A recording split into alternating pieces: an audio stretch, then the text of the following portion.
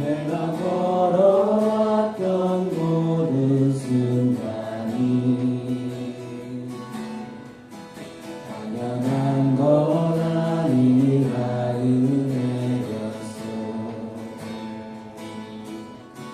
아침에가 뜨고 저녁에 노을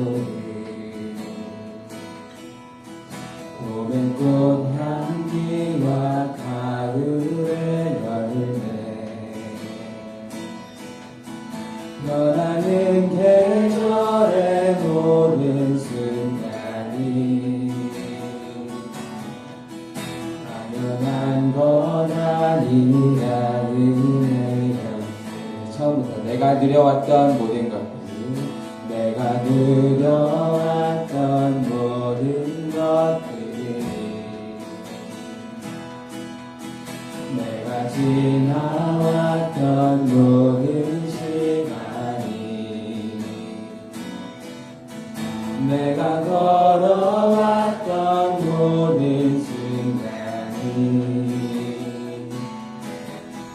당연한 건 아니라 은혜야.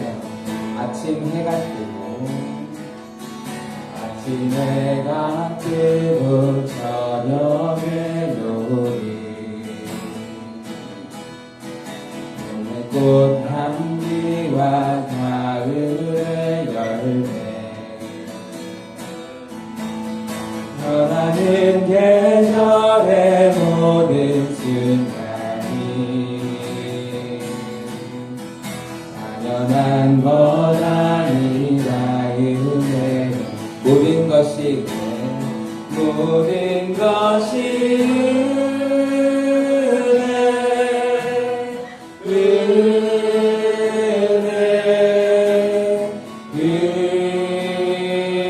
은혜 한없는 은혜 내 삶에 당연한 건 하나도 없었던 것을 모든 것이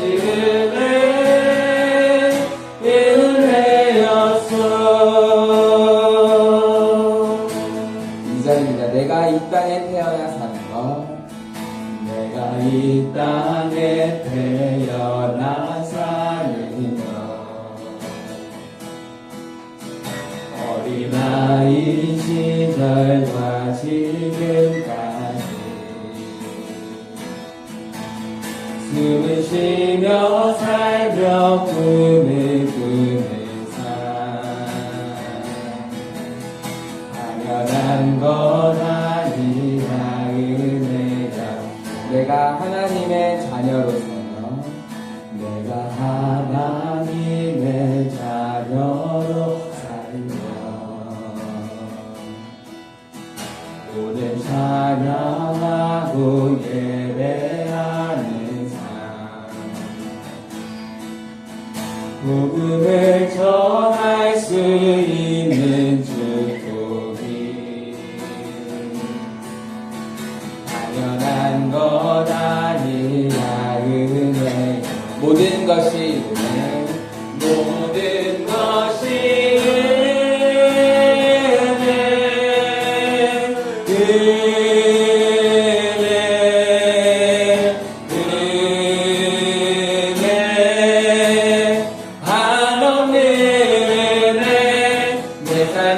당연한 건 하나도 없었던 것을 모든 것이 은혜여. 모든 것이 은혜 모든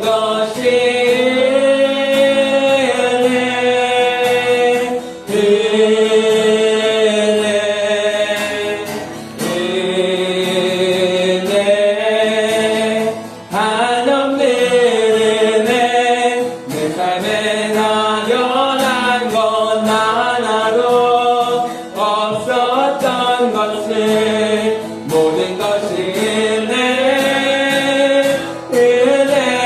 모든 것이 은혜 모든 것이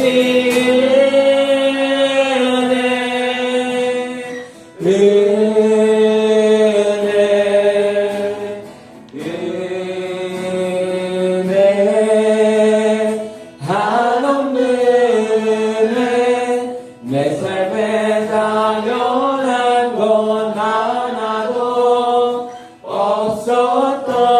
것을 모든 것이 은혜여 한 번 더 모든 것이 모든 것이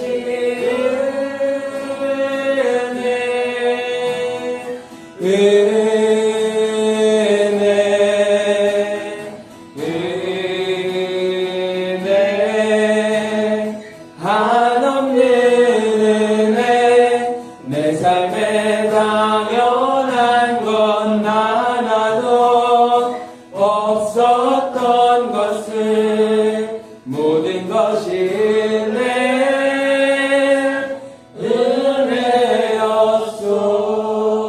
은혜였소. 우리 이 시간 다시 한 번 더 함께 기도하겠습니다. 우리 한 주간 되돌아보시면서 감사했던 일들을 한번 떠올려 보시고 그것에 대해서 감사하는 기도를 드리며 오늘 예배를 시작했으면 좋겠습니다. 한 주간 되돌아보시면서 하나님 앞에 감사의 기도 함께 올려드리도록 하겠습니다. 함께 기도하겠습니다. 감사합니다.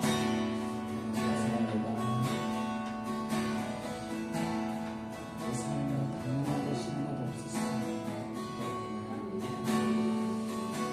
모든 것이 은혜였습니다. 지켜주시고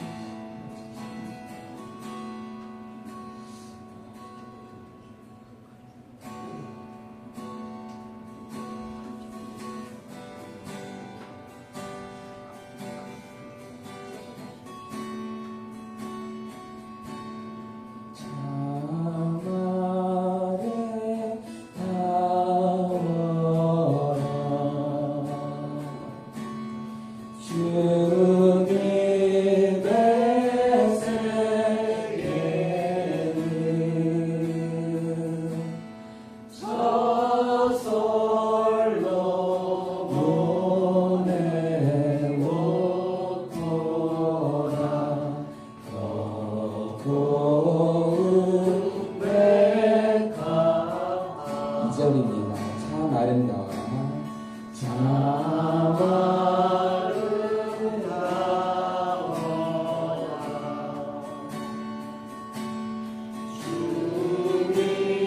주님의 세계 저 아침 해와 저녁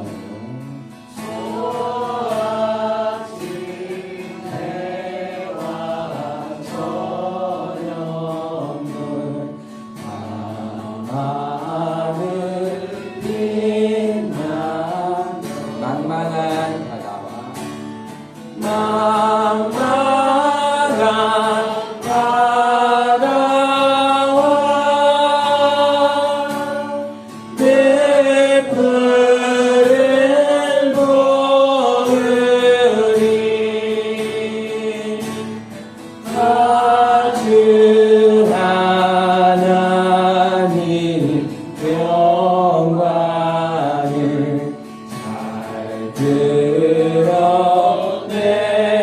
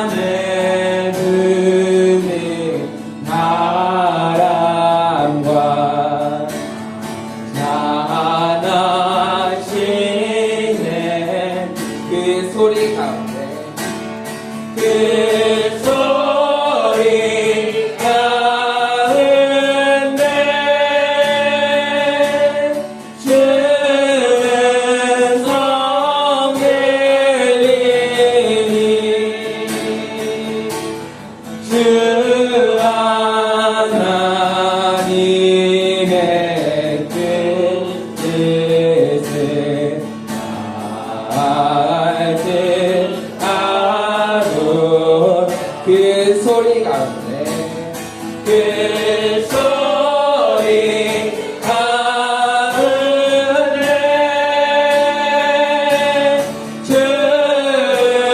전성을 읽니 주 하나님의 그 뜻에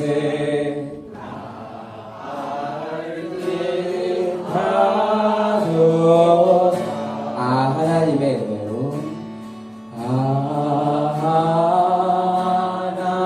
하나님의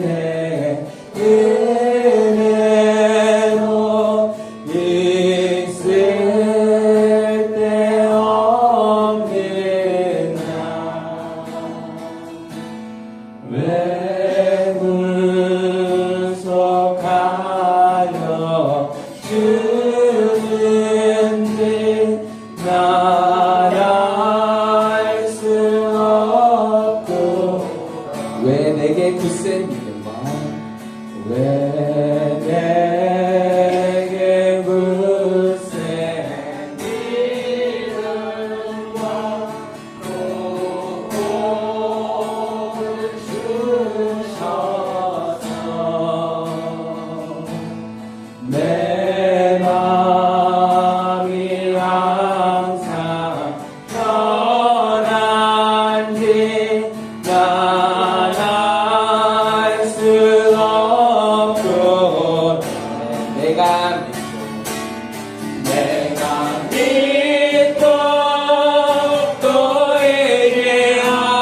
의지하는 내 모든 형편 아시는 주님 늘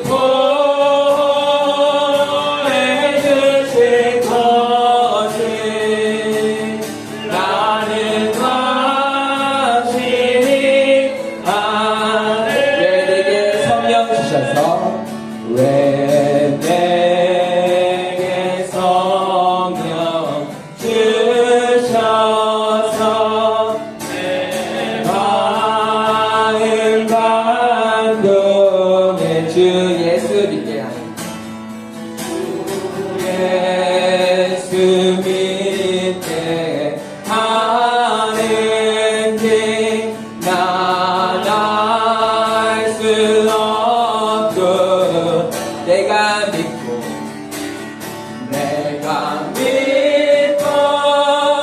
또 의지하는 내 모든 형편 아시는 주님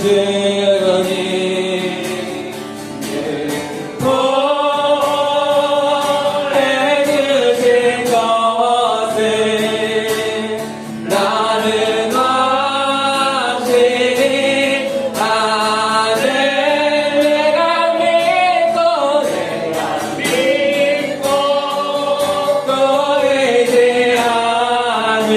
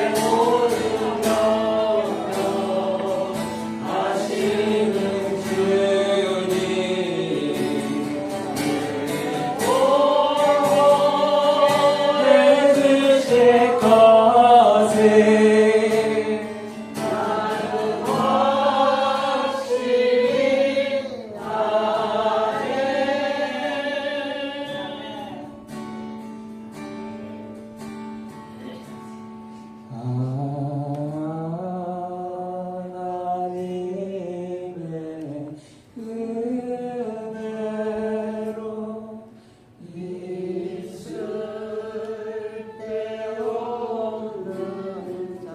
왜 구속하여 주는지, 왜 구속하여 주는지 나갈 수 없도다. 하나님의 은혜로,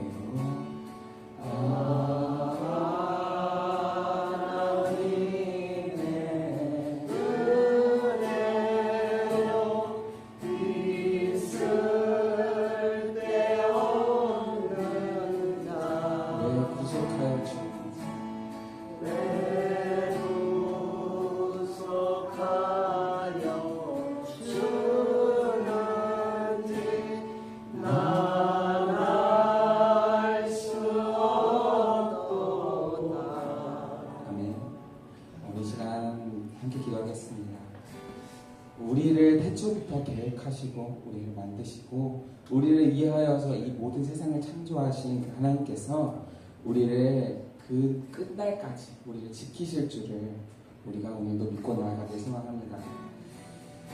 왜 우리를 그렇게 사랑하시는지 사실 우리는 알 수가 없어요. 그 정도로 하나님 우리를 사랑하시는데 그 사랑을 우리가 잊지 않으며 우리를 지키실 그 하나님을 의지하며 믿으며 오늘도 그렇게 예배 자리로 함께 나아가길 소망합니다. 함께 기도하겠습니다.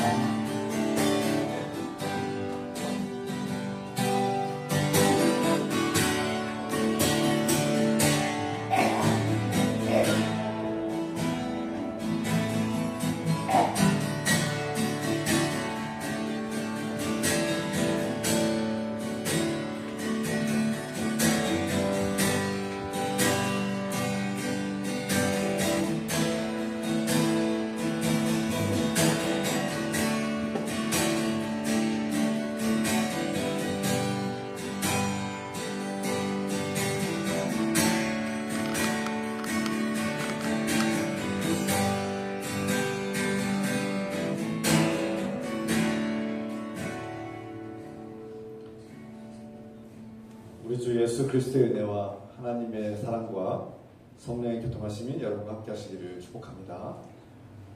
다 같이 신앙고백 사도신경으로 우리 신앙을 고백하겠습니다. 전능하사 천지를 만드신 하나님 아버지를 내가 믿사오며 그 외아들 우리 주 예수 그리스도를 믿사오니 이는 성령으로 잉태하사 동정녀 마리아에게 나시고 본디오 빌라도에게 고난을 받으사 십자가에 박혀 죽으시고 감사한 지 사흘 만에 죽은 자 가운데서 다시 살아나시며 하늘에 오르사 전능하신 하나님 우편 앉아 계시다가 저로서 산자와 죽은 자를 심판하러 오시리라. 성령을 믿사오며 거룩한 공예와 성도가 세롯한 것과 죄를 사하여 주신 것과 몸이 다시 산 것과 영원히 산 것을 믿사옵나이다. 아멘. 찬송드립니다. 458장 찬송 부르시면서 준비하시면 하나님께 드리겠습니다.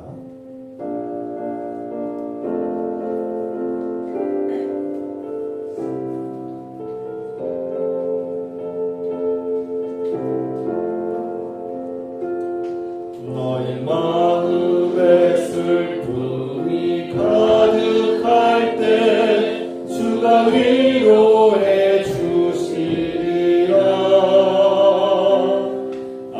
해같이 빛나는 마음으로 너 십자가 지고 가라. 참 기쁜 마음으로 십자가 지고 가라. 내가 기쁨의 십자가 지고 가며 슬픈 마음이 위로받네. 내를 따라서 주시는 은혜로서 가난 심령의 힘을 얻고 주가 언약한 말씀을 기억하고 너 십자가 지고 가라.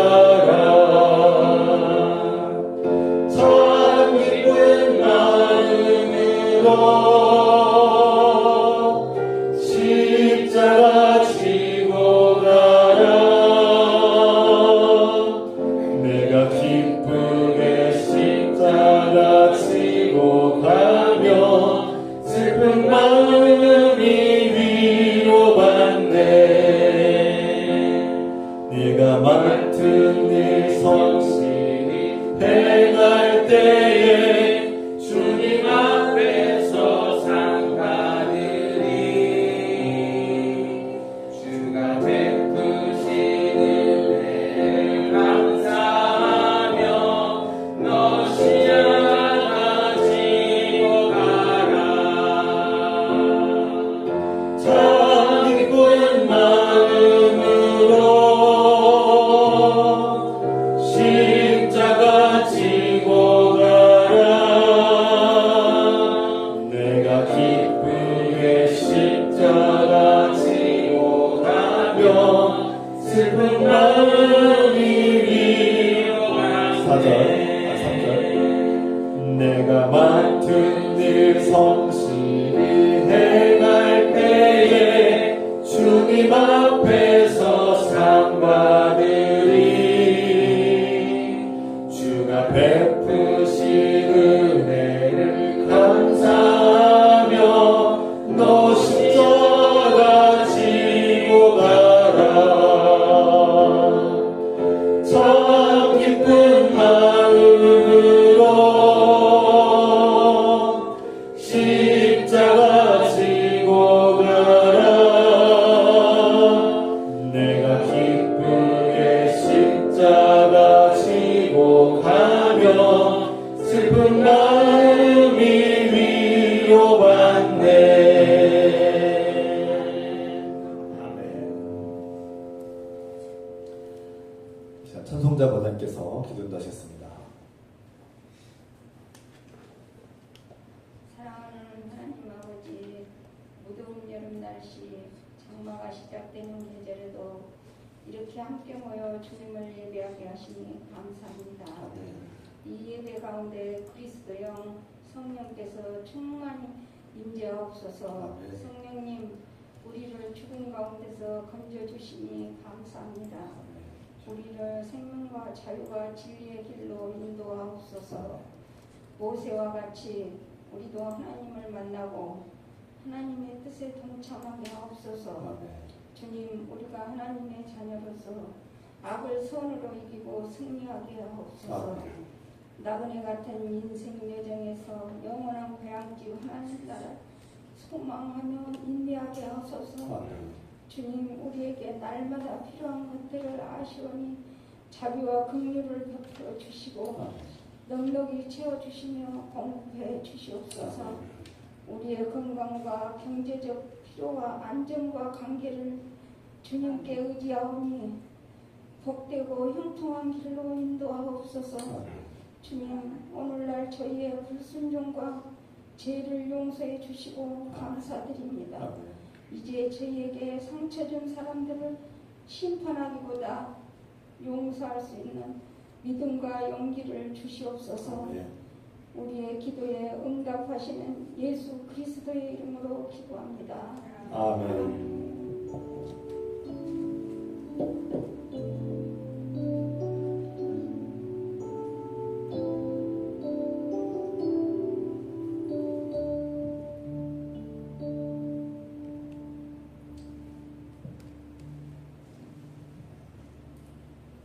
주 이름으로 서로 인사 나누겠습니다. 주 이름으로 환영하고 축복합니다. 사랑합니다. 주의 은혜가 충만하게 기도합니다.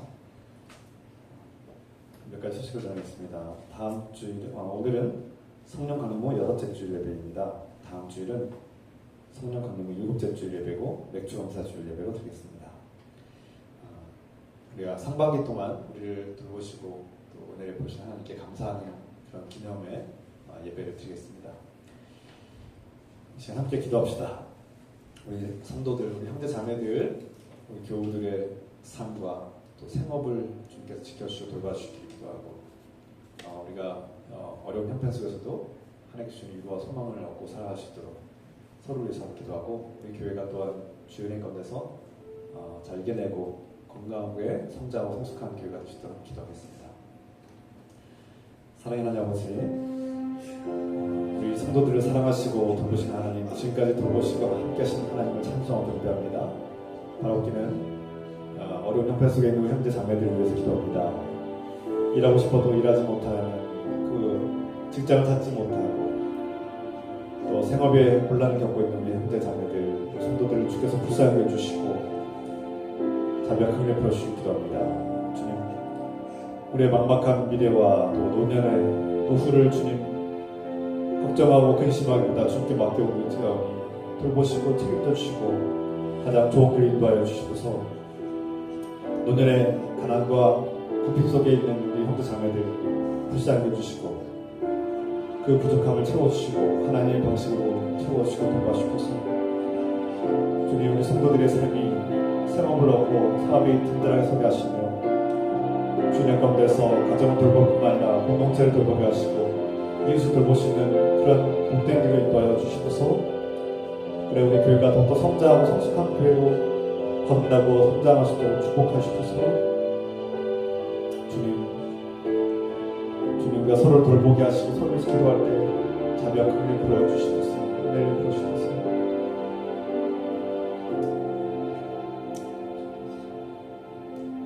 이 모든 것을 우리 주님 예수 그리스도의 이름으로 감사드리며 기도드립니다. 아멘.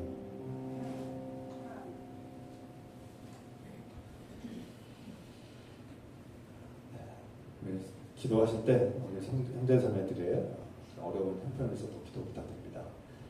한번에 이 시간 하나님께서 우리에게 주시는 말씀 출애굽기 3장 16절부터 22절의 말씀입니다. 같이 사회절 하시고 하나님 말씀 함께 읽습니다.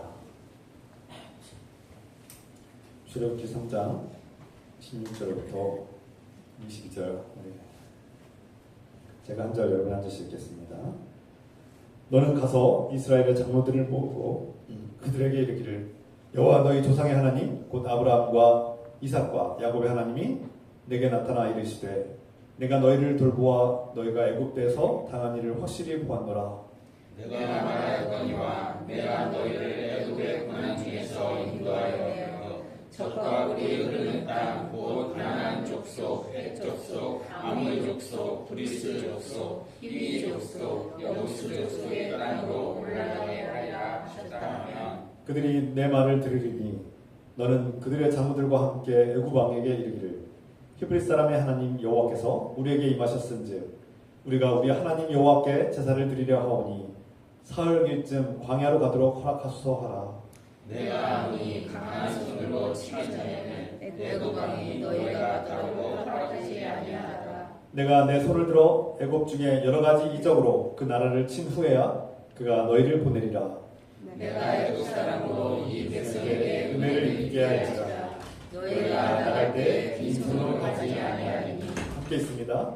여인들은 모두 그 이웃 사람과 및 자기 집에 거류하는 여인에게 은 패물과 금 패물과 일복을 구하여 너희의 자녀를 꾸미라. 너희는 애굽 사람들의 물품을 취하리라. 아멘. 잘 앉으시기 바랍니다.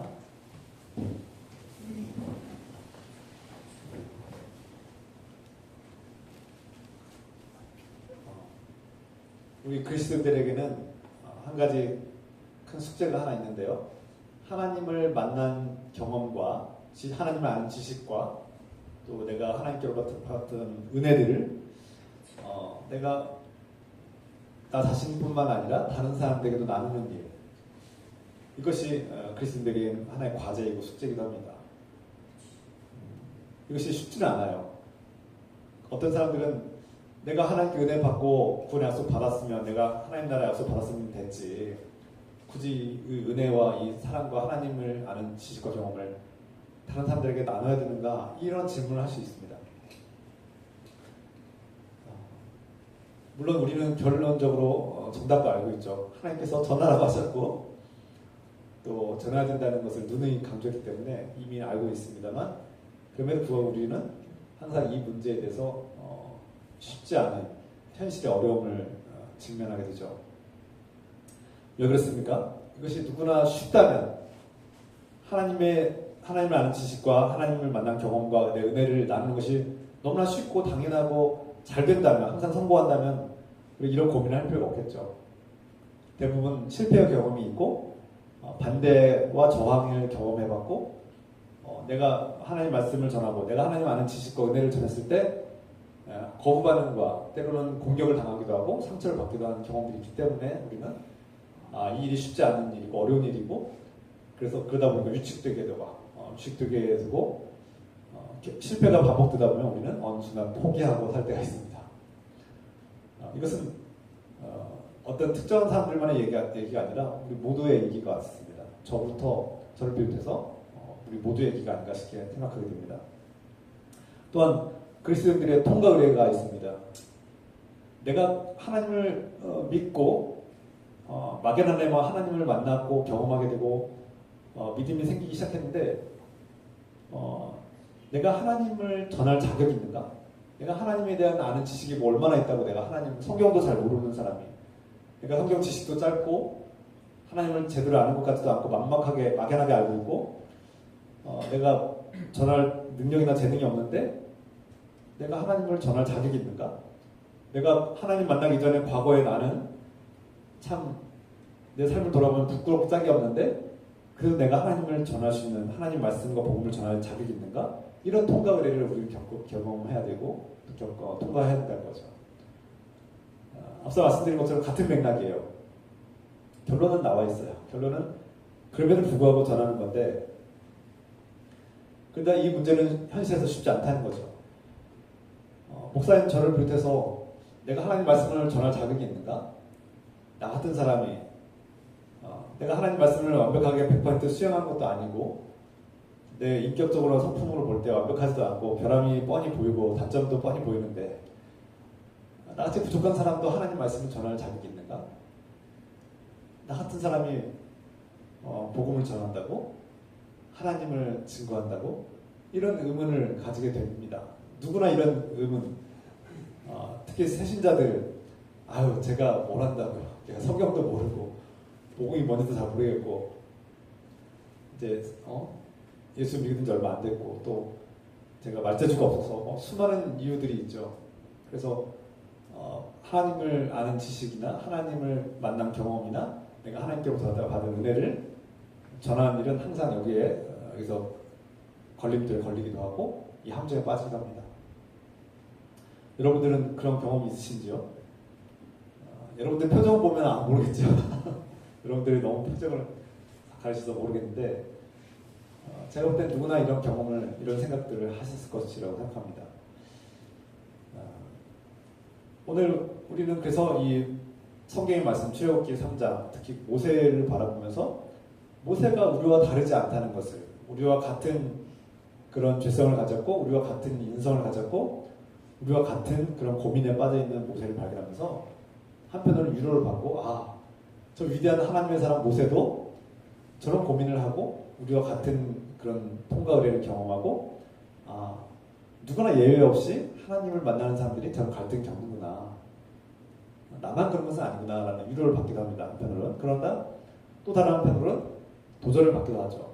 모세가 그런 인간적인 갈등과 연약함을 뛰어넘으면서 하나님 말씀을 순종해 나가는 그 과정 한 걸음 한 걸음을 우리가 바라보면서 우리도 할 수 있다라는 우리도 하나님의 명령을 받은 자로서 어떻게 살아가야 되는지 도전을 받게 되죠.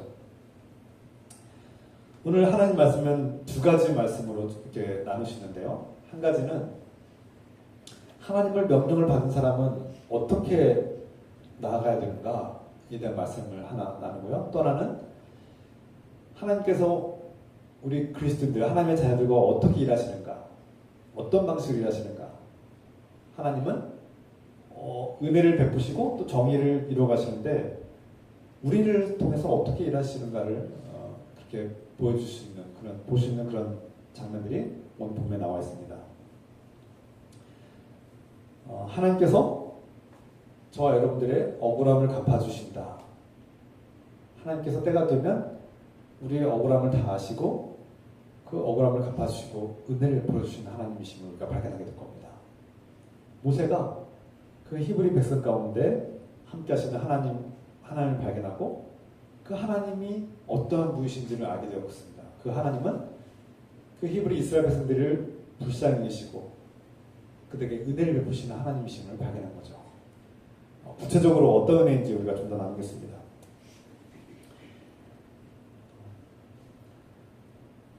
하나님께서 모세를 선택하셨고 모세에게 다가오셔서 만나주셨죠. 그것이 은혜입니다. 은혜. 그러니까 인간의 노력으로 하나님을 만날 수 없습니다. 인간이 아무리 노력해도 인간은 하나님을 만날 자격이 없습니다. 그런데 하나님은 은혜를 베푸셔서 저 여러분들 만나주십니다. 때로는 말씀을 통해서, 때로는 기도할 때, 때로는 어떤 다른 사람들을 통해서, 하나님의 사람들을 통해서, 예언자들을 통해서, 사명자를 통해서 수많은 방식으로 때로는 구약성경에 잘 나오듯이 꿈과 어떤 환영을 통해서 우리에게 비전을 주시고 만나주시려고 우리를 끊임없이 만나려고 하시는 하나님의 은혜를 발견합니다.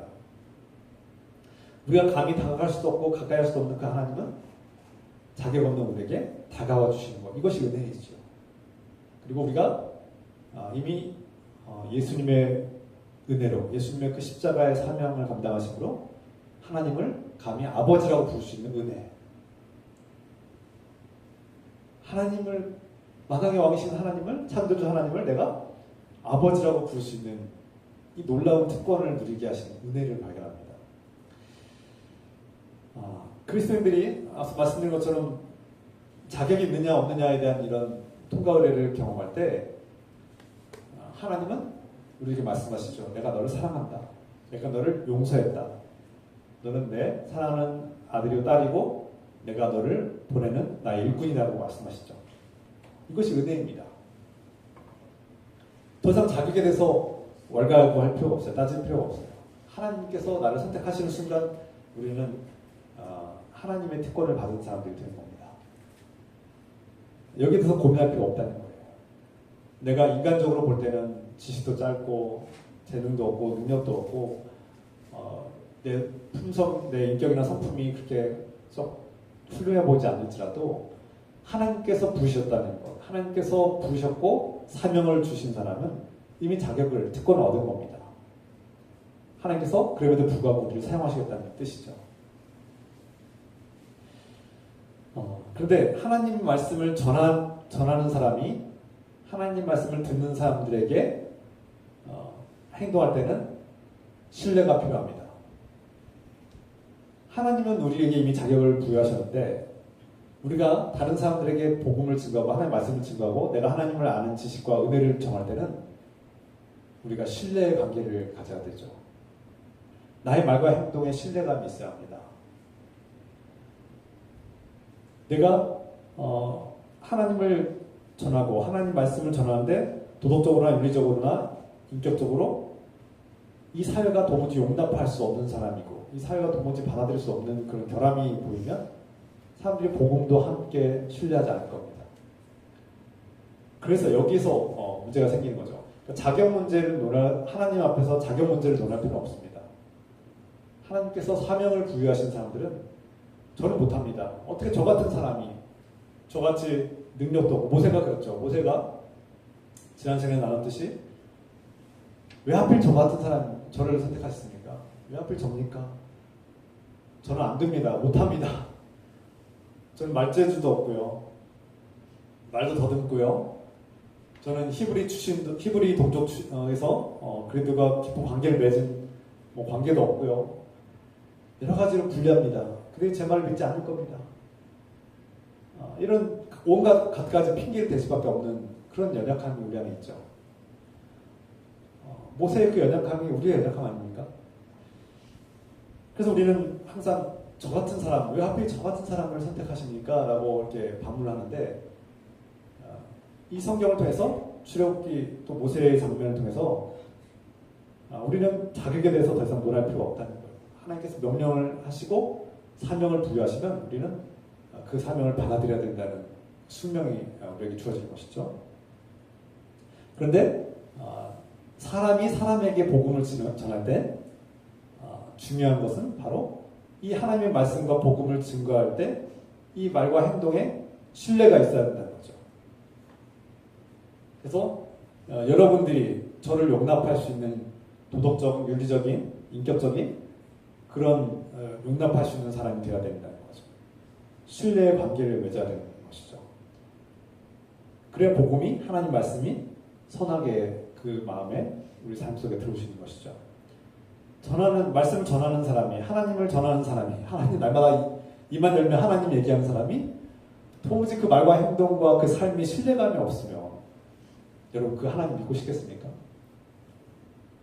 제가 주일마다 이 강단에 서서 하나님 말씀을 증거할 때 예배를 인도하는 인도자로서 그 말과 행동과 인격과 어떤 도덕적 수준이 도무지 용납할 수 없는 사람이라면 그 복음을 신뢰할 수 있겠습니까? 당연히 복음에 대한 신뢰도 떨어지겠죠. 별개라고 할 수 없습니다. 이것은 여러분들에게도 적용됩니다. 설교자뿐만 아니라 모든 하나님의 자녀들, 그리스도인들에게 하나님께서 사명을 부하셨는데 그 예수 그리스도의 복음과 말씀을 증거할 때 하나님을 아는 지식과 은혜를 증거할 때 우리는 신뢰의 관계 속에서 증거해야 된다는 겁니다. 그래서 그리스도인들은 할 수만 있으면 정직해야 되고요. 어디 가든지 가능하면 정직해야 되고요. 신뢰를 잃지 않도록 최선을 다하십시오. 물론 100% 완벽한 사람은 아무도 없고요. 뭐 거짓말 한 번도 안 해본 사람 아무도 없고요. 우리가 때로는 신뢰를 잃을 수도 있습니다만 그 신뢰를 통해서 신뢰 속에서 하나님 복음을 증거할 수 있는 신뢰할 수 있는 사람의 그리고 신뢰 관계를 통해서 복음을 증거하는 저 여러분 되기를 소망합니다. 오늘 하나님께서 모세를 만나 주셨고 모세가 하나님 만났을 때 하나님께서 모세에게 명령합니다. 그 명령의 핵심의 4가지를 요약하면 이렇습니다. 모세야 너는 가서 너희 동족 이스라엘 히브리 백성들에게 전하여라. 그것이 뭡니까? 뭘 전합니까? 아브라함의 하나님, 이삭의 하나님, 야곱의 하나님이 나를 만나주셨다. 이겁니다. 내가 하나님 만났다. 이걸 전하라. 내가 정확히 말하면 하나님이 나를 만나주셨다. 하나님이 나를 만나주셨다. 하나님이 나를 부르셨다.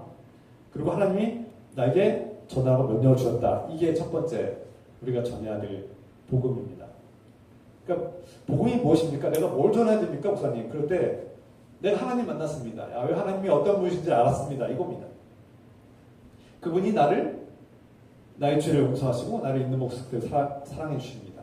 이걸 전하는 겁니다. 이게 복음이고 이게 우리가 전해야 할 내용이에요. 그런데 그 하나님께서 하나님의 아들 예수 그리스도를 통해서 우리의 죄를 해결해 주셨습니다. 이 문제를 우리가 전하는 거예요. 그리고 하나님께 두 번째입니다. 하나님은 저와 여러분들의 고통을 아신다는 거예요. 내가 히브리 백성들의 고통을 알고 있노라. 분명히 알고 있노라. 내가 너의 고통을 알고 있다는 거예요. 네가 무엇 때문에 걱정하고 무엇 때문에 불안해하고 무엇 때문에 두려워하고 무엇 때문에 아파하고 슬퍼하는지 알고 있다는 겁니다.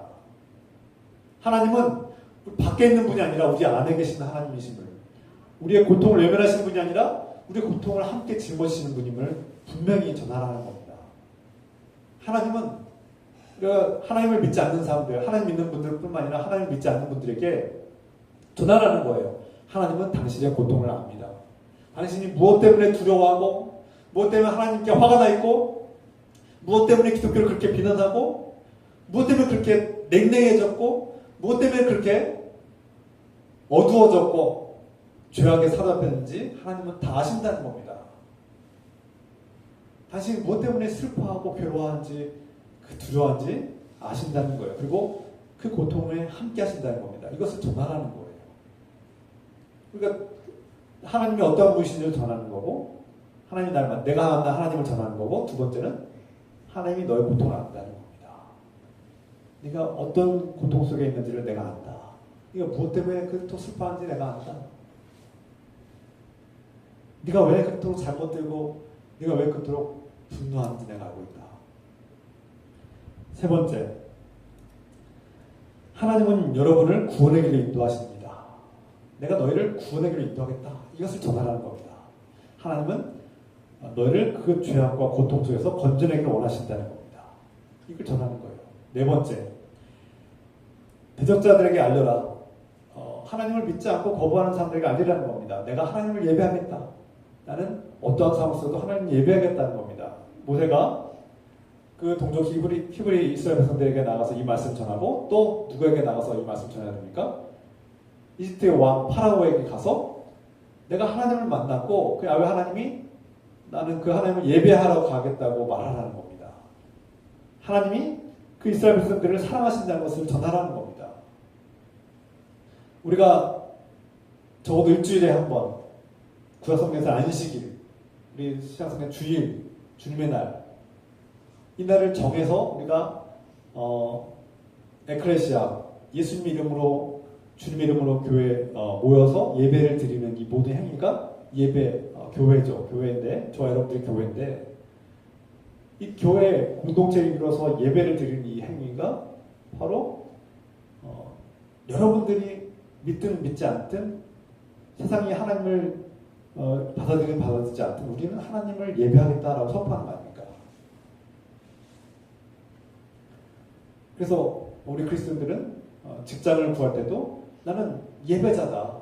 적어도 주님의 날에는 이 공동체에 나와서 하나님을 예배하겠다.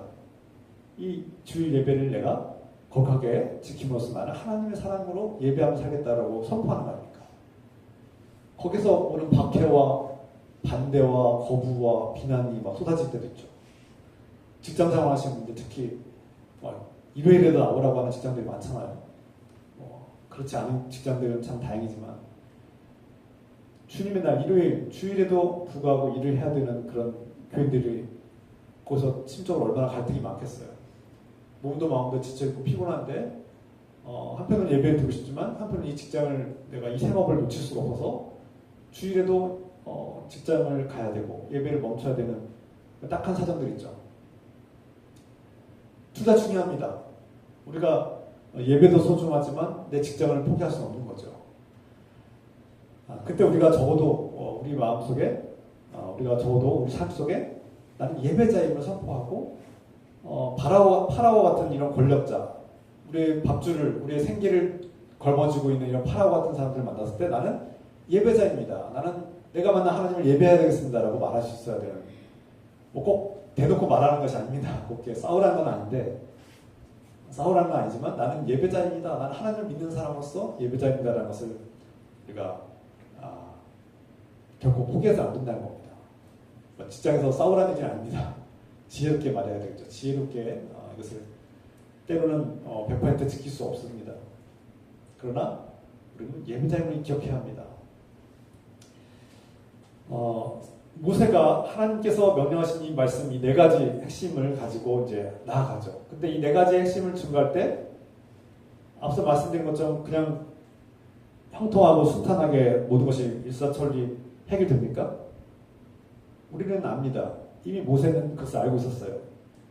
내가 가서 그 동족 히브리 백성들에게 내가 하나님 만났다고 말하면 믿겠습니까? 내가 당신들을 구원의 길로 인도하겠다고, 하나님께 당신들을 구원의 길로 인도하겠다고 말하면 믿겠습니까? 그리고 저 파라오가 이름도 못 들어본 히브리 백성들의 그 야훼 하나님을 섬기겠다고 광야로 보내달라고 하면 보내주겠습니까? 이게 저항하는 거죠. 하나님께 지금 따지는 겁니다. 하나님께. 당연한, 인간적으로 볼 때 당연하죠. 우리 이성은 항상 하나님께 따지는 그런 본성과 습성이 있습니다. 하나님 말이 됩니까? 제가 뭐라고 그 일을 감당합니까? 왜 하필 접니까? 그리고 제가 가서 말한다고 믿겠습니까? 그 인간이 예수 믿으라고 믿겠습니까? 항상 이거에 우리는 이 숙제와 이 과제가 우리 안에 항상 있어요. 모세가 지금 바로 그런 문제에 직면한 거 아닙니까? 지금 눈앞에 하나님이 지금 불타오르는 떡이 나무 속에서 거룩한 음성으로 감히 감당할 수 없는 거룩한 하나님 앞에 지금 모세가 따지는 거 아닙니까? 하나님 믿겠습니까? 제가 전한다고, 하나님 전하라고 한다고 믿겠습니까? 제가 가서 말하면 믿겠습니까? 그들이 저를 봐주겠습니까? 우리 그리스도인들에게 이 문제는 항상 풀리지 않는 숙제예요. 저는 종종 듣습니다. 목사님, 저는 성경 지식도 없고 설득력도 없고 아는 것도 없고 능력도 없어서 제 남편이 믿겠습니까? 제 자녀가 믿겠습니까? 저 이웃이 제 말 한다고 듣겠습니까? 제가 항상 이 문제에 저도 이 문제에 봉착해요. 어렵습니다. 쉬운 문제가 아니고 또 우리는 실패를 경험하죠. 그 실패가 쌓이면 우리는 좌절하게 되죠. 그럼 어느 순간 포기하게 됩니다. 해봤어요, 목사님. 다 해봤죠. 전에는 안 돼요. 해봤죠. 근데 거절당했어요. 또 가서 하라면 또 거절당할 텐데, 저는 이제 못해요. 이제 저는 못하겠습니다. 그게 우리의 현실 아닙니까? 제가 그렇다고 해서 계속 하라는 건 아닙니다. 지혜가 필요하죠. 지혜가 필요한데, 우리 현실은 그렇게 단순하지 않아요. 그리고 파라오와 같은 강력한 존재, 그가 어떤 사람이든 파라오 같은 강력한 존재, 힘과 권력과 능력이 있는 또 강력한 존재가 우리를 막고 있어요. 항상. 그것이 무엇인지 우리는 알 때도 있고 모를 때가 있는데, 세상에 어떤 사회적인 지위나 질서도 있고, 또 상대방이 가지고 있는 기독교에 대한 반감과 기독교에 대한 선입견들, 수많은 어떤 상처들이 파라오같이 우리를 가로막습니다. 안 된다, 거부한다, 이렇게 수많은 반대와 우리는 어려움에 직면하죠. 그때 우리는 우리가 하나님을 믿는 자로서 우리가 꼭 기억해야 될 것이 있습니다. 하나님께서 파라오를 치신다는 겁니다. 때가 되면 그 파라오를 내버려 두지 않고, 처음에는 내버려 둡니다. 그가 그의 힘과 권력과 능력으로 고집을 부리고 폭력을 저지르고 하나님을 대적하도록 내버려 둔다는 겁니다. 성경에서 이 내버려 두는 것은 하나님께서 주는 가장 무서운 형벌 중에 하나입니다. 내버려 두는 것. 그러니까 버려버리는 겁니다. 포기하는 거죠. 파라오가 하나님을 대적하도록 내버려 두는 것은 가장 하나님의 큰 형벌입니다. 그러므로 여러분, 하나님을 대적하고 거부하고 악한 자들이 승승장구하고 이 땅에서 잘 먹고 잘 살고 형통하는 것을 볼 때 여러분 시험 들지 마십시오. 하나님께서 그들을 내버려 둔 겁니다. 시편의 주인공처럼 시인이, 하나님, 저는 도무지 견딜 수 없습니다. 하나님을 미워하고 욕하고 대적하면서 어떻게 저렇게 떵떵거리면서 잘 먹고 잘 삽니까? 내가 저 사람이 너무나 부럽습니다. 나는 하나님을 믿고 고생하고 하나님 때문에 핍박도 당하고 내가 하나님 때문에 헌신하느라고 내가 손해도 많이 봤는데 내 삶은 이렇게 비참하고 내 삶은 이렇게 불행한데, 저 하나님을 대적하고 욕하고 비난하고 하나님 몰래 숨어서 죄악을 저지르는 저 악인은 날마다 승승장구하고 성공의 자리에 있는데 내가 그래도 하나님 믿어야 됩니까? 이런 시편의 시인들이 있어요. 제 말이 아닙니다. 시편에 나오는 시인의 고백이에요. 그때 우리는 이 말씀을 기억해야 합니다. 하나님께서 파라오를 내버려 주셨다. 내가 그를 내버려 두었노라 말씀하시는 거예요. 내가 그를 포기했다. 나는 그를 선한 길로 하나님 나라로 인도하기를 포기했다. 하나님께서 가장 무서운 형벌이 포기하는 겁니다. 내가 파라오를 포기해버렸다. 버려버렸다. 제일 무서운 형벌이에요.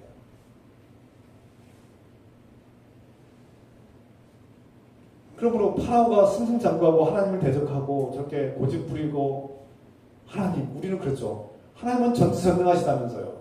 하나님은 전지전능하셔서 이 모든 세상을 다 주관하신다면서 왜 저 악인들을 내버려 두시는 겁니까? 내버려 두시는 거예요.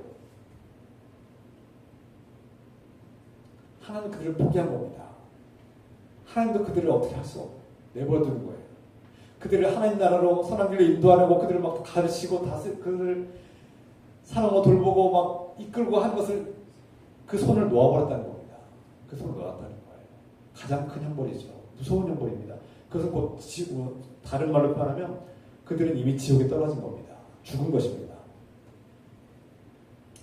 자, 가장 무서운 형벌이에요. 그리고 하나님께서 때가 되면 그를 칠 것이다 말씀하십니다. 내가 그를 칠 것이다. 그를 치고 그가 강제로 내 백성을 놓아주게 할 것이다. 그를 하나님의 능력과 기적으로 그를 칠 것이다. 그게 파멸을 의미하는 것이죠. 파멸과 심판, 멸망을 의미하는 겁니다. 내버려 두시는 것은 결국 멸망과 그 모든 끝을 보는 것이죠. 죽음을 의미하는 것이죠. 지옥을 의미하는 것입니다. 그러므로 여러분, 때가 되면 하나님께서 파라오를 내버려 두신 파라오를 치실 것입니다. 무서운 형벌이 올 것입니다. 여러분, 그러므로 믿지 않는 사람들의 하나님을 거부하고 분노하면서 제멋대로 사는 사람들, 자기를 숭배하고 세상을 숭배하고 우상을 숭배하며 잘 먹고 잘 사는 사람들을 부러워하지 마십시오. 가끔씩 잠깐 볼 때는 참 부럽기도 하고 하나님도 모르고 하나님을 숭배할지도 모르고 하나님 거부하면서도 자기 욕심을 다 채우고 온갖 죄악 속에서 사는 잘 먹고 잘 사는 사람들을 볼 때 부러워하지 마십시오. 특히 SNS의 부작용이죠. SNS의 부작용. 뭐 카톡이니 무슨 수많은 그런 SNS에서 우리는 잘 먹고 잘 살고 막 행복하게 사는 모습을 보는데 거기에 속지 마십시오. 거기에 속지 마십시오. 그 안에는 그들이 숨겨둔 수많은 두려움들과 불안과 걱정과 근심과 괴로움들과 불행과 상처들이 다 숨겨져 있을 뿐입니다. 잠깐 행복해 보이는 모습에 속지 마십시오. 예수 그리스도의 복음을 대적하는 이 세상이 아무 문제 없이 잘 돌아가는 것 같이 보일지라도 여러분 속지 마십시오. 때가 되면 하나님의 함께 내버려 두신 하나님께서 그들을 심판하시고 그들의 결국은 멸망임을, 좁고 험난한 길은 영원한 생명이 기다리고 있지만 넓고 평탄한 길의 끝은 죽음이고 멸망임을 우리가 꼭 기억해야 합니다. 오늘 하나님께서 모세를 통해서 우리에게 말씀하십니다. 하나님의 말씀 같이 읽을까요? 20절부터 22절입니다.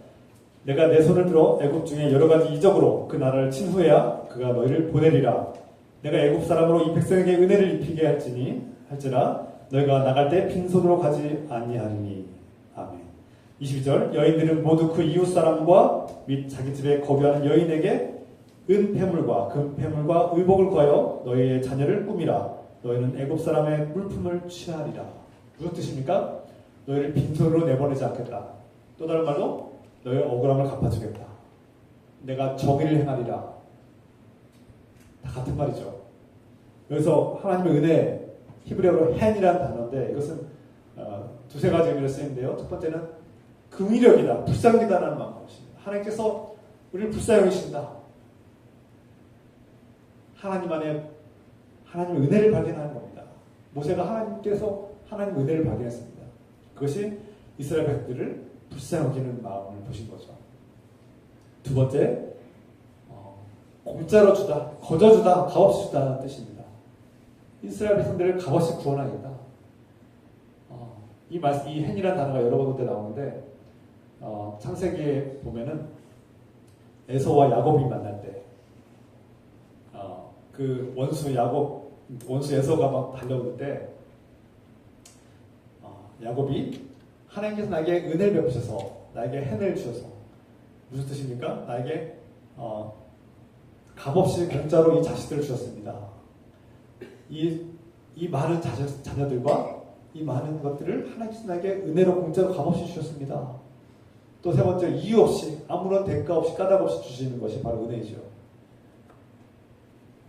하나님께서는 이스라엘 백성들이 이집트에서 강제 노역을 하고 고통당한 것에 대해서 다 아신다는 겁니다. 그리고 그들의 고통을 함께 그들의 고통을 긍휼히 여기신다. 그들이 고통받는 것을 긍휼히 여기시고 또 그들을 공짜로 빈손으로 내보내지 않겠다는 겁니다. 저 여러분들을 빈손으로 보내지 않겠다는 겁니다. 여러분들 가끔씩 저도 가끔 당할 때가 있는데 여러분들이 땀 흘려서 열심히 일했는데 그 대가를 주기로 했던 약속했던 사람이 주지 않을 때가 있어요. 내가 돈을 빌려줬는데 돈을 갚지 않는 사람이 있고 내가 일을 했는데 노동의 대가를 지불하지 않는 사람들이 있어요. 여러 가지 이유로 속이면서 외면하는 사람들이 종종 있죠. 제가 대학 때 일을 했는데 3일 동안 일을 했는데 그 사장이 도망갔어요. 제 돈을 몇십만 원을 거의 줘야 되는데 안 주고 도망갔어요. 얼마나 억울하든지. 내가 그때 정말 힘들게 일을 하면서 내가 그 돈으로 대학생 때 용돈을 벌고 책을 사려고 잠깐 아르바이트 했는데 와, 사장이 도망을 간 거예요. 얼마나 화가 나든지. 근데 지금도 못 받았어요. 그 돈은. 우리가 살다 보면 그런 일들이 종종 있죠. 누군가 나를 강제로 노역을 시켰어요. 일을 했어요. 대가를 줘야 되는데 안 줘요. 얼마나 억울합니까? 여러분들이 수십 년 동안 일을 했는데 그 직장에서 퇴직금을 주지 않는다고 생각해 보세요. 얼마나 억울합니까? 내가 받아야 될 퇴직금을 정당한 대가를 주지 않으면 얼마나 억울해요. 그런데 하나님께서 그 억울함을 갚아주겠다는 겁니다. 이집트에서 이스라엘 히브리 백성들이 고통을 당했어요. 강제 노역을 당했어요. 그리고 빈손으로 나가지 않게 하겠다. 하나님께서 너희 이집트 백성들이 너에게 금과 폐물을 주고 또 의복을 주게 해서 너희를 빈손으로 나가게 하지 않겠다. 우리가 살다 보면은 억울한 일 당할 때가 많죠.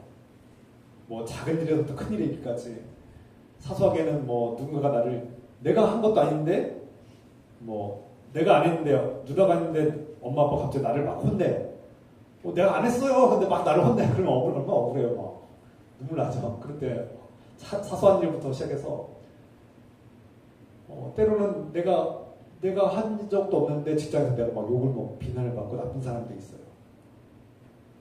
저도 가끔씩 막 억울할 때가 있어요. 뭐 노회에서 노예비를 다 냈는데 노예비를 안 낸 사람이 돼가지고 막 제가 막 나쁜 사람들이 있더라고요. 무슨 나쁜 사람들이 있어요. 이 책임감 없는 아주 무책임한 목사가 돼 있었더라고요.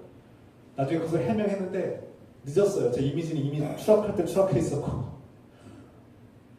거기에 뭐 오류가 있었던 모양이에요. 서로 오해가 있었는데 내 잘못이 아니거든요. 자기 잘못인데 담당자 잘못인데 제가 비난을 받고 있었어요. 얼마나 억울하든지 제가 욕을 먹고 있고 비난을 받고 있더라고요. 억울해요. 지금도 억울해요. 근데 저는 우리 하나님을 믿는 사람들은 세상에서 당하는 억울함이 있을 때 그 억울함을 내 손으로 직접 갚지 말고 내 손으로 직접 피를 흘리지 말고 하나님께 맡기라는 겁니다. 이것이 믿음의 사람들이 살아가는 방식이라는 거예요. 모세야, 네 손에 피를 흘리지 말고 너의 원수는 하나님이 갚는다는 것을 믿으라는 거예요.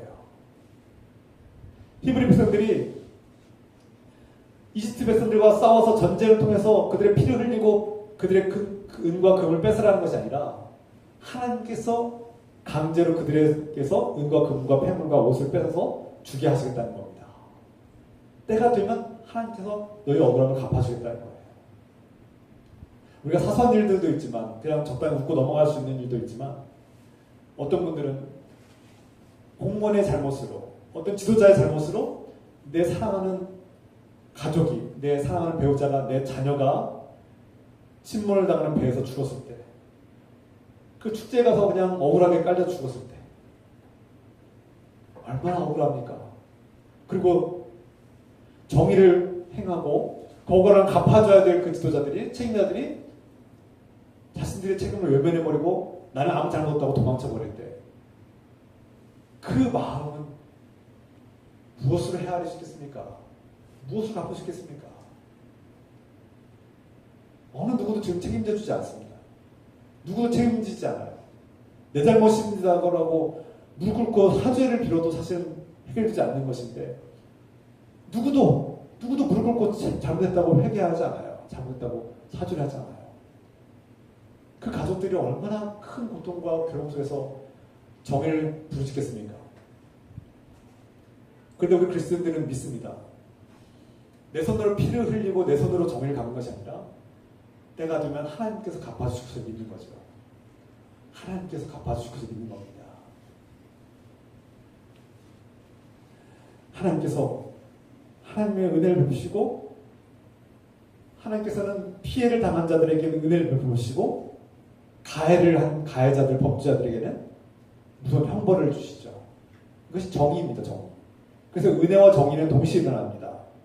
내가 피해를 당한 고통받는 사람에게는 하나님의 은혜가 임하는 것이고 줘야 될 노동의 대가를 주지 않고 외면한 사람들, 이집트 사람들에게는 그에 대한 대가를 치르게 하시는 하나님을 발견하게 됩니다. 이것이 은혜, 하나님의 은혜입니다. 하나님의 은혜는 그저 우리 기독교인들이 하나님의 은혜를 오해할 때가 있어요. 하나님의 은혜는 사랑과 정의가 이루어지는 겁니다. 하나님의 은혜, 우리 안에 하나님의 은혜는 사랑과 정의가 함께 이루어지는 거예요. 누군가의 눈물을 흘렸을 때 누군가는 그 눈물에 대한 대가를 치러야 되는 겁니다. 기독교 하나님이 이루시는 정의는 무섭습니다. 이집트 백성들은 하나님의 정의를 경험하게 되는 것이죠. 모세는 이제서야 하나님이 어떠한 분이신지를 알게 되었고 하나님의 은혜가 무엇인지를 알게 된 거예요.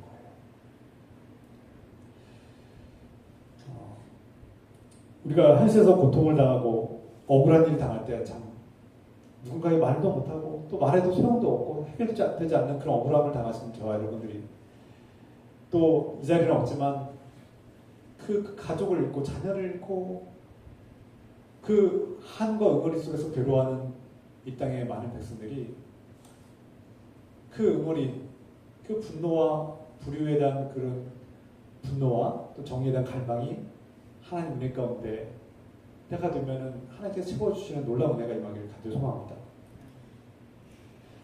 하나님께서 모세와 이스라엘 백성들에게 억울함을 갚아주셨고 그 광야에서 나올 때 빈손으로 가지 않게 하신 하나님 은혜를 발견하는데요.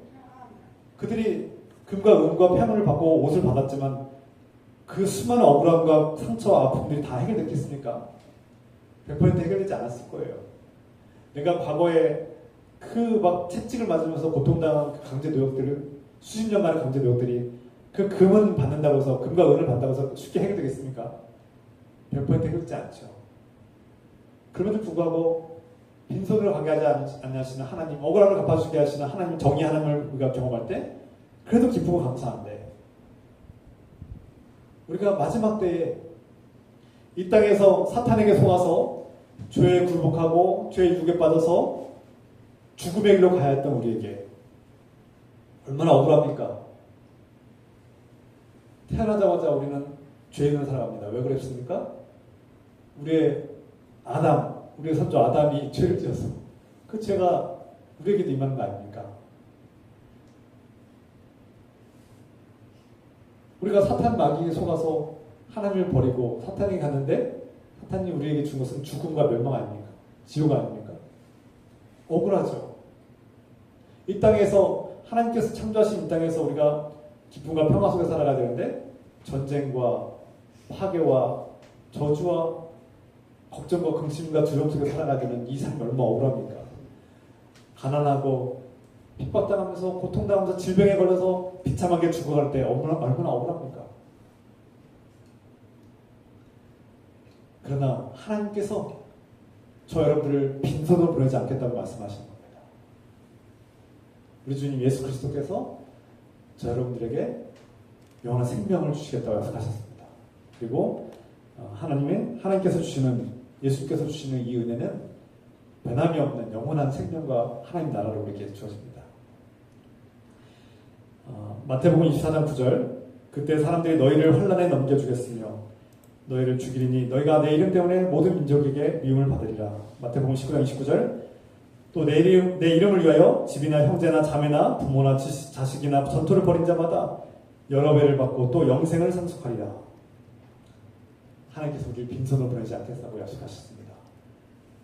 예수님의 이름 때문에 핍박을 당하고 억울함을 당하는 여러분들에게 하나님께서 반드시 갚아주실 것입니다. 우리가 상상할 수도 없는 놀라운 은혜와 영광으로 갚아주실 것입니다. 이것이 저와 여러분들에게 위로와 소망이 되기를 바랍니다. 요한계시록 6장 9절 말씀 9절부터 17절입니다. 다섯째 인을 떼실 때에 내가 보니 하나님의 말씀과 그들이 가진 증거로 말미암아 죽임을 당한 영혼들이 제단 아래에 있어 큰 소리로 불러 이르되 거룩하고 참되신 대주제여 땅에 거하는 자들을 심판하여 우리 피를 갚아주지 아니하시기를 어느 때까지 하시려나이까. 17절입니다. 그들의 진노의 큰 날이 이르렀으니 누가 등이 서리오 하더라. 주님께서 갚아주셨다는 겁니다. 너희가 억울하냐? 너희가 억울하게 피를 흘리고 죽임당했느냐? 내가 다 갚아줄 것이다. 때가 되면 내가 다 갚으리라. 주님께서 말씀하신 겁니다. 우리가 상상할 수 없는 놀라운 상급으로 갚아줄 것입니다. 원수를 갚아주실 뿐만 아니라 우리의 피눈물을 갚아주시고 우리의 억울함을 갚아주시는 주님의 은혜가 오늘 저와 여러분 가운데 충만하길 소망합니다. 이 땅에 살면서 주님의 이름 때문에 주님의 일을 하다가 고통을 받고 고난을 당하신 여러분들, 예수님 때문에 내가 손해를 보고 고통을 당하고 괴롭힘을 당했다면 기뻐하십시오. 주님께서 갚아주실 것입니다. 주님께서 갚아주실 때 우리가 상상할 수 없는 놀라운 상급으로, 영원한 생명으로 갚아주실 것입니다. 이것이 저와 여러분들이 이 모질고 험난한 세상을 살아가는데 위로와 희망과 소망이 되기를 주님 이름으로 축원합니다. 기도합시다. 사랑하는 아버지, 주님께서는 이스라엘 백성들을 불쌍히 여기시고 긍휼히 여기셨습니다. 은혜를 베풀어 주셨습니다. 이 모든 것이 하나님의 은혜임을 발견합니다. 모세가 하나님을 만나고 하나님께서 이스라엘 백성들을 얼마나 사랑하시는지를 깨닫고 하나님의 베푸신 은혜를 발견했습니다. 주님, 하나님께서 이스라엘 백성들에게 빈손으로 가지 않게 하시느라고, 은혜를 베푸겠노라고 말씀하셨습니다. 주님, 이 땅의 모든 삶과 험난한 삶 속에서 받은 상처와 아픔들, 특히 예수님의 이름 때문에, 예수님을 믿기 때문에 당하는 억울한 일들을 주님께서 갚아주실 줄 믿습니다. 하나님을 믿기 때문에 그리스도인으로서 살아가면서 당하는 수많은 모욕과 서러움들과 비난과 억울함들이 말 못하게 있사오나 주님께서 갚아주실 것을 믿습니다. 여러 배로 상상할 수 없는 놀라운 상급으로, 영원한 생명으로 갚아주실 것을 믿습니다. 이 말씀을 읽고 우리가 위로와 소망을 얻게 하시고, 이 세상에서 하나님을 거부하고 대적하는 많은 사람들이 형통한 것을 부러워하지 않고 그들을 내버려 두신 하나님, 그리고 파라오를 치신 것처럼 그들을 언젠가 치신 하나님을 우리가 기억하며 이 말씀을 믿고 의지하며 위로와 소망을 얻고 살게 하옵소서. 함께 기도합시다. 합심하여서 함께 통성을 기도하겠습니다. 주여, 주여, 하나님 아버지, 주님, 오늘 이 말씀 깨닫게 해주시고 파라오를 내버려 두시고 그를 치시는 하나님을 우리가 깨닫게 하시고, 하나님을 대적하고 악한 자들이 승승장구하고 성공하는 것을 부러워하지 않게 하시고, 그들을 부러워하는 마음을 내려놓게 하시며, 그들의 형통을 부러워하지 않고 그들이 하나님께부터 벌을 받았음을 깨닫고 악인의 형통을 부러워하지 않으며 그들의 멸망과 그들의 심판을 오히려 기억하게 하옵소서. 깨닫게 하옵소서. 때가 되면 하나님께서 심판하실 것을 믿음으로 바라보게 하옵소서. 우리를 빈손으로 보내지 않겠다고 말씀하시는 하나님, 우리에게 은혜를 주시는 하나님을 깨닫습니다. 주님, 우리의 억울함을 아시는 주님, 우리가 예수님의 이름 때문에 당하는 모든 슬픔과 가난과 고통과 모욕과 슬픔을 아시오니 갚아주시옵소서. 갚아주시기 믿습니다.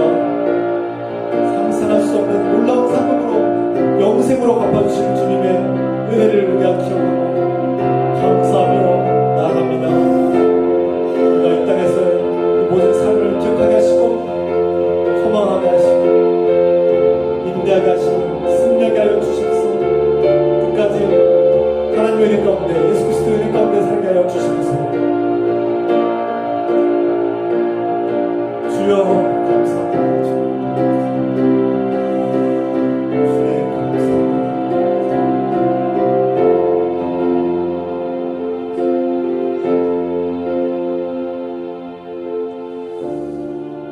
사랑하는 아버지, 파라오 같은 자들이 우리를 하나님을 대적하고 또 그들이 승승장구하는 것 같고 악인들이 형통한 것을 봅니다. 그러나 하나님께서 그들을 내버려 두셨고 때가 되면 그들을 치시며 결국은 그들의 마지막은 멸망임을 깨닫습니다. 그러므로 우리가 악인의 형통을 부러워하지 않게 하시며 그 유혹에서 넘어가지 않도록 지켜주고 보호하시옵소서. 주님 또한 우리를 빈손으로 보내지 아니하게 하였다고 하신 주님의 말씀과 약속을 듣습니다. 때가 되면 우리에게 은혜를 주시고 우리의 억울함을 갚아주시고 정의를 행하시며 우리의 모든 억울함을 갚아주시고 우리의 피를 갚아주시고 여러 배를 갚아주시고 영원한 생명으로 갚아주시는 주님의 은혜를 우리가 이 약속을 붙들고 소망 가운데 살게 하여 주시옵소서. 우리에게 영원한 생명으로 갚아주시고 소망을 주시는 예수 그리스도의 은혜와 하나님 아버지의 끝없는 사랑하심과 우리에게 소망을 주시는 예수 성령님의 교통감화 역사하심이 오늘 하나님의 이 말씀을 듣는, 이 말씀을 의지하는 복된 자녀들 위해 지금부터 영원토록 함께 해주시기를 간절히 축원하옵나이다. 아멘.